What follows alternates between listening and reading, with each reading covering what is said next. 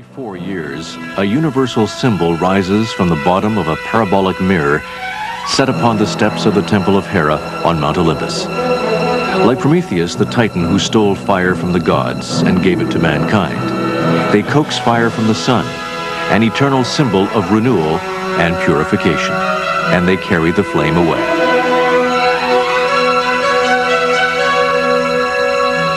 That was how it happened on July 20th, 1936, when the Olympic flame was carried 3,075 kilometers across the Balkans by an equal number of runners to Berlin, the host city of the 11th Olympiad.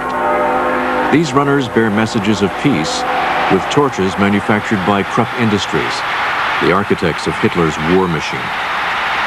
The torch relay is another one of chief organizer Professor Diem's clever ideas.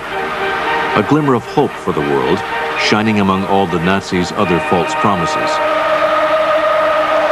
At the end of the 36 games, Baron de Coubertin calls upon the youth of the world to honor the spirit of this holy flame till the next rendezvous in Tokyo. But 4 years later, the world itself is engulfed in flames. The Second World War is in its second year, and the 1940 games are canceled. 1948, after a 12-year hiatus, the games are reborn out of the ashes of the war. Baron de Coubertin is no longer alive, but his work survives. The journey of the flame continues. In London, a city ravaged by the Blitz calls upon the youth of the world to regather. The flame relay has now become an integral part of the Olympic ritual. 1952, Paavo Nurmi, the legendary long-distance runner, carries the flame into the Helsinki Stadium, adding to the prestige of the ceremony. Melbourne, 1956. The Olympic flame crosses the equator for the first time. Ron Clark, the champion miler and future great long-distance runner, burns himself on the sacred flame, but he completes his mission. 1960. Across the Adriatic, a tall ship carries the Olympic flame toward Rome, the Eternal City, bringing the glorious heritage of the ancient world back to life in the modern age at the games of the 17th Olympiad. This unknown young man has a story to tell that will move the world. He was born in Hiroshima on that terrible day when the first atomic bomb exploded. Under the watchful eye of his Emperor Hirohito, he symbolizes his country's deep desire for peace. 1968. The Olympic flame travels the same route that Columbus took 4 centuries earlier. But times have changed. The Mexicans give a young woman the honor of lighting the Olympic flame. 1972. The Olympic flame returns to Germany 36 years after the Nazis and their games. This time, Germany hosts the Munich Games in the spirit of joy. But their joy is cut short by the deaths of 11 Israelis at the hands of Palestinian terrorists.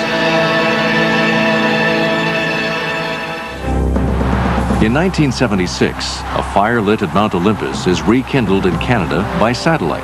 2 young people, one English-speaking, one French-speaking, representing Canada's 2 founding peoples, light the Olympic flame together in the Montreal Stadium.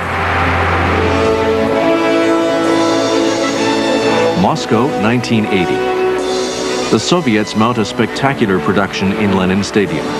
Red Army soldiers use thousands of colored panels to create giant images that turn into a path for the Olympic flame. But the ceremony is tarnished by an international boycott.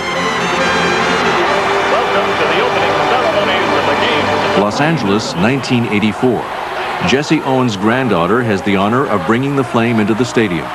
Decathlon champion and gold medal winner in Rome, Rayford Johnson, is chosen to light the urn. Seoul, 1988. One last triumph for a 76-year-old man who all Koreans consider a national hero.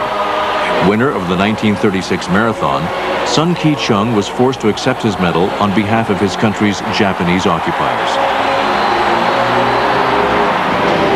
1992. The Olympic flame crosses the Mediterranean, just as the Ionians did 26 centuries earlier, when they left Asia Minor to found the city of Barcelona. At Montjuic Stadium, all eyes turn to archer Antonio Robel. Fireworks may express our joy, but only the Olympic flame fulfills our need for ritual.